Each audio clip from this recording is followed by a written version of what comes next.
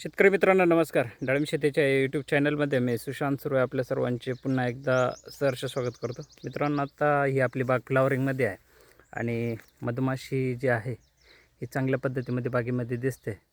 कालच आपण त्याचा व्हिडिओ देखील टाकलेला होता. आता देखील काही काही ठिकाणी जे आहे मधमाशीचा आपल्याला आवाज वगैरे येत असेल किंवा तिथे तर आपण थोडंसं ओके झूम यामध्ये होत नाही, पण लांबून जरी बघितलं आपण तरी मधमाशीची जे आहे आपल्याला फिरताना दिसेल.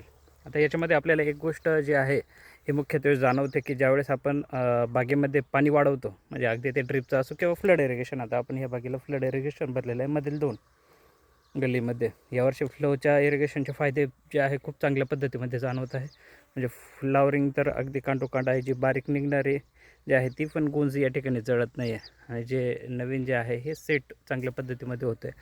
पण याचा एक दुसरा फायदा जो होतो की अनेक ठिकाणी अनेक शेतकऱ्यांना देखील जाणवत असेल की ज्यावेळेस आपण बागेला फ्लोचं पाणी भरतो किंवा ड्रिपचं पाणी वाढवतो त्यावेळेस मधमाशीचं प्रमाण देखील बागेमध्ये खूप चांगल्या पद्धतीमध्ये वाढतं.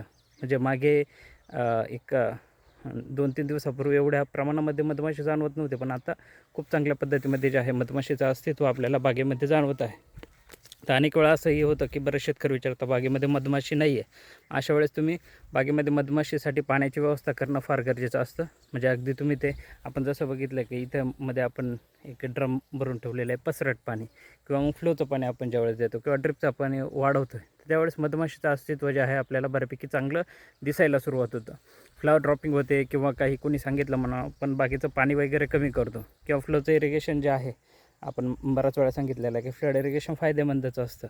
अनेक वेळेला फक्त ती स्टेज महत्त्वाची असते. मागील व्हिडिओमध्ये आपण सांगितलं देखील की कोणत्या स्टेजला आपण ते सोडायला पाहिजे.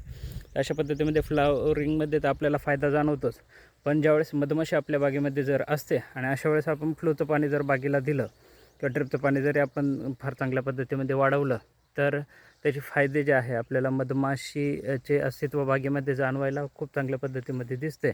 आणि त्याचा फायदा जो आहे आपल्याला या पद्धतीमध्ये दिसतो की फ्लावर जे आहे फुलं जे आहे चांगल्या पद्धतीमध्ये सेटिंग देखील होतात आणि जे नवीन निघणारे फुलं आहे या अशा पद्धतीमध्ये तर त्यांची कुठेही ड्रॉपिंग वगैरे आपल्याला जाणवत नाही किंवा काळे पडून गळणे वगैरे आपण जे म्हणतो तर ते त्या पद्धतीमध्ये आपल्याला जाणवत नाही. अगदी जर आपण बघितलं गेलं की हाय डेन्सिटीमध्ये ही बाग आहे, पण खूप चांगल्या पद्धतीमध्ये अगदी कांडोकांड जे आहे बागेला फुल निघालेलं आहे आणि या पद्धतीमध्ये सेटिंग देखील फार चांगल्या पद्धतीमध्ये होत आहे.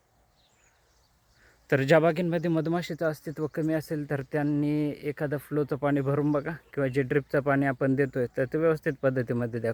चांगल्या पद्धतीमध्ये बागेला ड्रिपचं पाणी द्या किंवा बागेमध्ये मधमाशीसाठी पाण्याची व्यवस्था